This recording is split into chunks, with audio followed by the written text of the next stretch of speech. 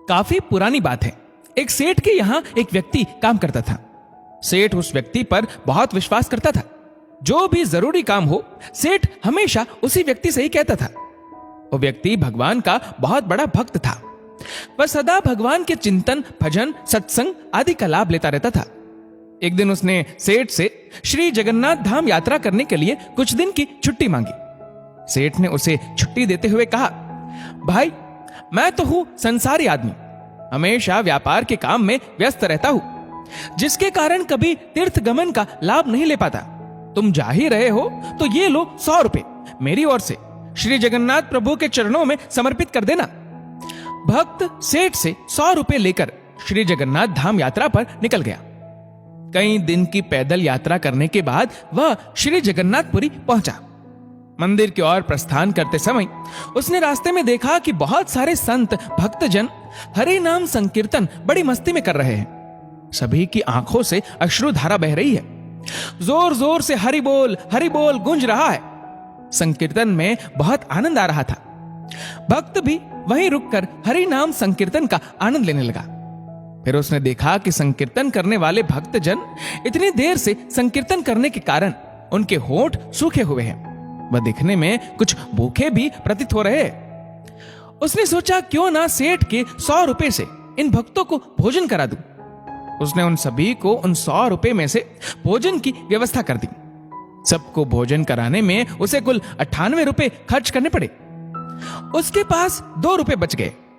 उसने सोचा, चलो अच्छा हुआ, 2 रुपए जगन्नाथ जी के चरणों में सेठ के नाम से चढ़ा दूंगा।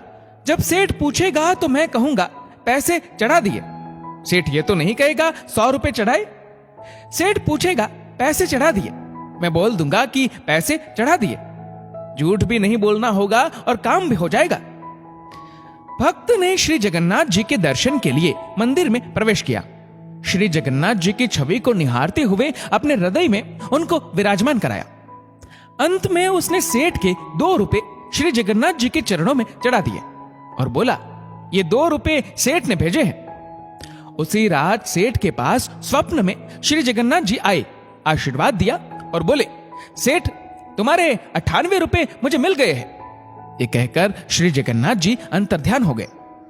सेठ जाग गया। सोचने लगा, मेरा नौकर तो बड़ा ईमानदार है, पर अचानक उसे क्या जरूरत पड़ गई थी। उसने 2 रुपए भगवान को कम चढ़ाए। उसने 2 रुपए का क्या खा लिया।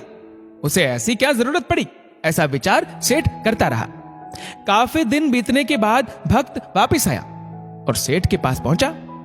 सेठ ने कहा कि मेरे पैसे जगन्नाथ जी को चढ़ा दिए थे। भक्त बोला, हाँ, मैंने पैसे चढ़ा दिए। सेठ ने कहा, पर तुमने 98 रुपए क्यों चढ़ाए? 2 रुपए किस काम में प्रयोग किए? तब भक्त ने सारी बात बताई कि उसने 98 रुपए से संतों को भोजन करा दिया था और ठाकुर जी को सिर्फ 2 रुपए चढ़ाए थे। सेठ सारी बात समझ गया। वह बड़ा खुश हुआ तथा भक्त के चरणों में गिर पड़ा और बोला, तुम धन्य हो, तुम्हारी वजह से मुझे श्री जगन्नाथ जी के दर्शन यहीं बैठे बैठे हो गए। भगवान को चढ़ावे की जरूरत नहीं होती। सच्चे मन से किसी जरूरतमंद की जरूरत को पूरा कर देना भी भगवान को भेंट चढ़ाने से भी कहीं ज्यादा अच्छा होता है।